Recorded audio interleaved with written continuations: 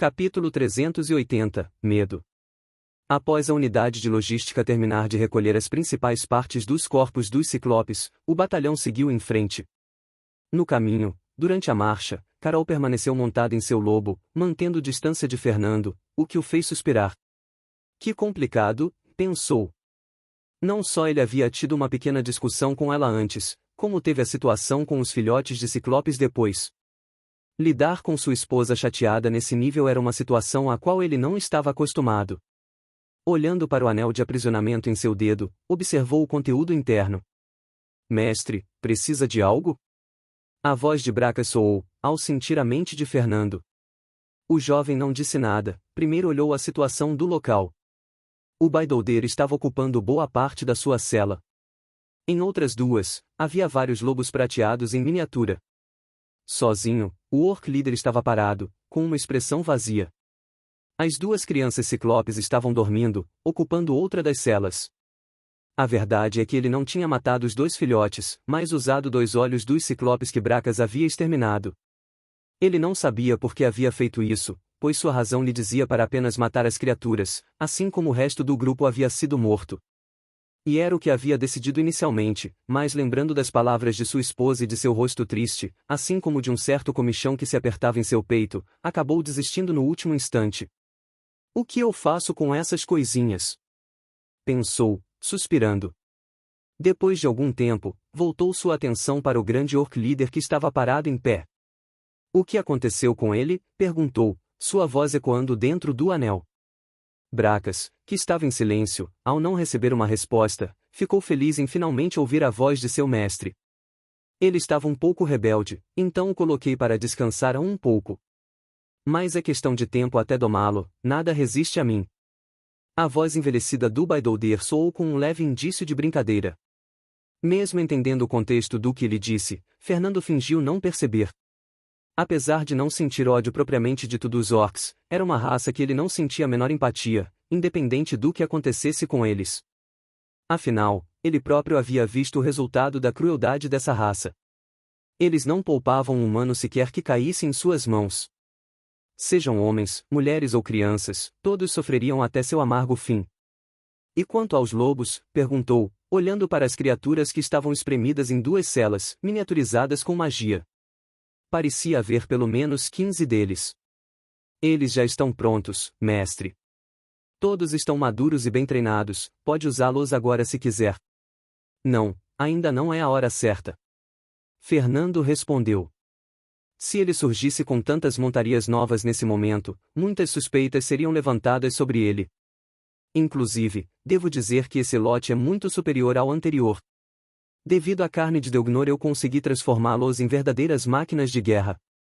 O Baidolder falou, cheio de orgulho, como se estivesse se referindo à sua obra-prima. Sua pele, músculos e ossos estão muito mais resistentes, além de sua força e agilidade estarem maiores. Fernando ouviu aquilo com surpresa. Lembrando da cara de cobiça de Bracas, quando entregou a carne de Delgnor, achou que não iria usar nada dela nos lobos. Se você pudesse me dar um pouco mais daquela carne, eu conse. Não. Fernando disse, de forma decisiva, o interrompendo. Eu disse que lhe daria mais quando terminasse o que lhe pedi, completou. Mesmo que tivesse uma quantidade abundante de carne de Delgnor, não iria voltar atrás em suas palavras. Isso? Entendido, mestre. Estou trabalhando nisso. A voz envelhecida soou, decepcionada. Vendo isso, Fernando franziu a testa com curiosidade. A carne de Delgnor é tão boa assim? Por que a quer tanto? Você disse que só precisa de mana para viver. Bracas ficou surpreso com o interesse do jovem. Você não sabe, mestre? Carne de Delgnor e outras criaturas naturalmente poderosas aceleram em muito o fortalecimento corporal e concentração do mana de alguém. Cada parte do corpo deles é como um tesouro raro, até mesmo seu sangue é rico em energia. Mesmo uma criatura fraca iria ficar muito mais poderosa apenas comendo dessa carne todos os dias por algum tempo, disse, de forma entusiasmada. Fernando levantou a sobrancelha, em dúvidas, ao ouvir isso. Eu sei que a carne de Delgnor melhora o corpo e também o mana, mas não me pareceu tão relevante. Pelo que me falaram, ela é usada para outra utilidade, disse de forma leviana. Mesmo sabendo que o uso principal era para aumentar as chances de alguém adentrar no sistema de habilidades, queria entender o que o Beholder sabia sobre. Os olhos de Bracas moveram-se, como se estivesse indignado. Besteira! Isso é apenas a forma rudimentar que os humanos a utilizam. Consumir a carne diretamente, sem o devido preparo, é um desperdício de recursos. Primeiro você deve fervê-la em mana condensado, assim como usar chamas de magia para concentrar ainda mais suas propriedades, só então ela estará apta para consumo. Se usar fogo comum, as propriedades de mana não serão devidamente aproveitadas, falou, como se fosse um especialista. Ouvindo isso, Fernando ficou confuso. Ele não ouviu Fermon falar nada a respeito disso, o que o deixou ainda mais curioso. Deve-se saber que Beholders são conhecidos por acumular conhecimento por anos. Além disso, os solitários são extremamente individualistas e dificilmente partilham suas descobertas com outros indivíduos. Então o rapaz deduziu que essa informação foi algo que Bracas havia descoberto em algum momento de sua vida.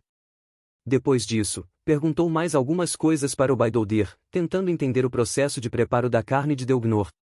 Se fosse tão bom quanto Bracas afirmava, ele precisava testar. Horas depois, o Batalhão Zero parou, quando os batedores acharam uma pequena estrada. Estamos próximos. Daemon disse, com alguma hesitação em sua voz. Fernando e os demais membros centrais rapidamente entraram em alerta. No entanto, quando finalmente avistaram a vila chamada Rosina, suas expressões mudaram. O que outrora foi uma vila cheia de pessoas, agora não passava de carvão e cinzas.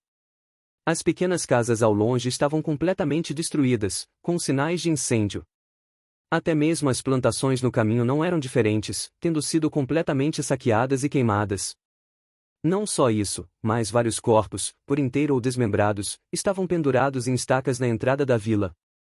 Era como uma mensagem, uma forma dos orcs dizerem que aquele seria o destino dos que se opusessem contra eles.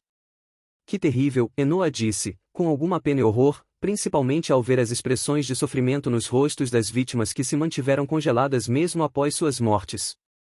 Lina não conseguiu evitar colocar a mão na boca, enquanto desviava os olhos. Muitos dos outros tiveram reações parecidas. Mesmo que já tivessem visto situações semelhantes antes, a brutalidade em Rosina havia sido além do normal. Apenas pessoas mais vividas nesse mundo, como Theodora e Ugner, traem alguns dos outros, acostumados a uma vida sanguinária, não pareciam emotivos com essa visão. Fernando fechou os olhos por um instante. Mesmo esperando que esse fosse o resultado, ao presenciar tal cena não pôde deixar de se sentir mal. Quando abriu os olhos novamente, sua expressão amarga diminuiu, até que ficou muito mais calmo.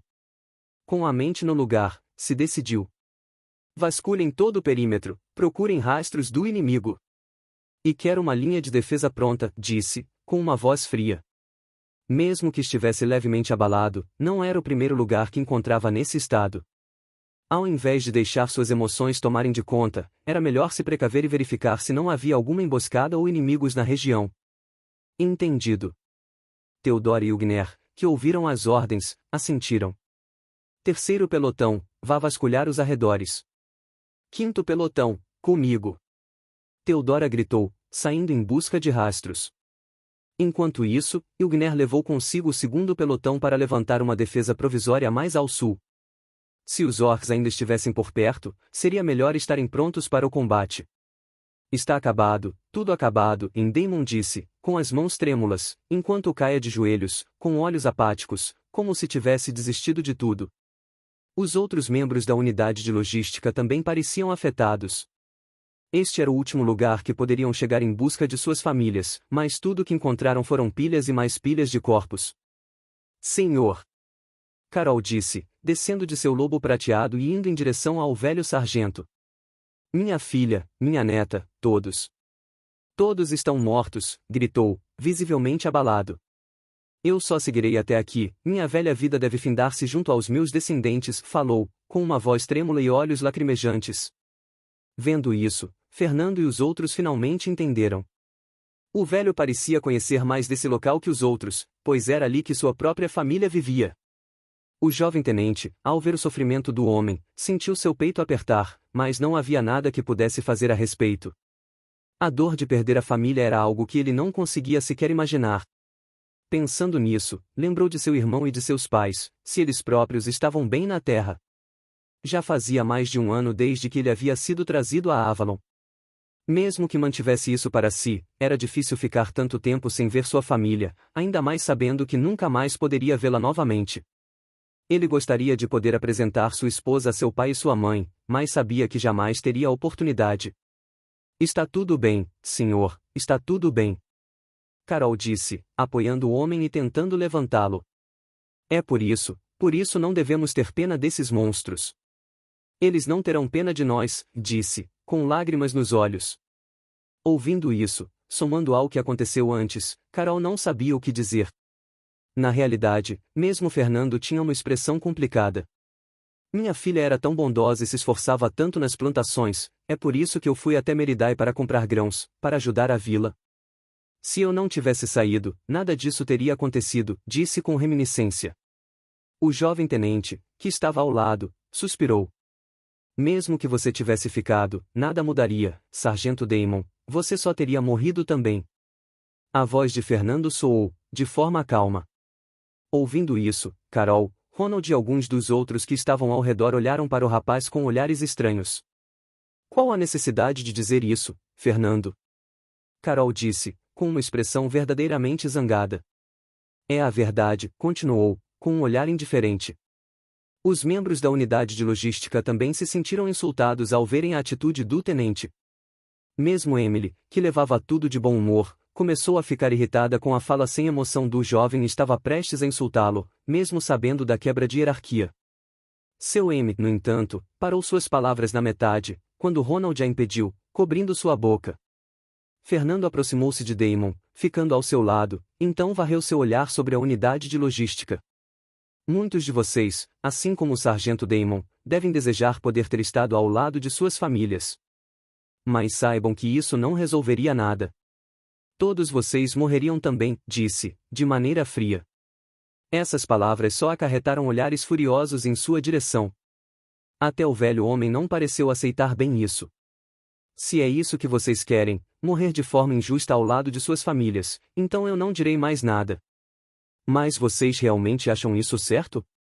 Morrer enquanto os culpados andam, comem e dormem por aí como se nada tivesse acontecido?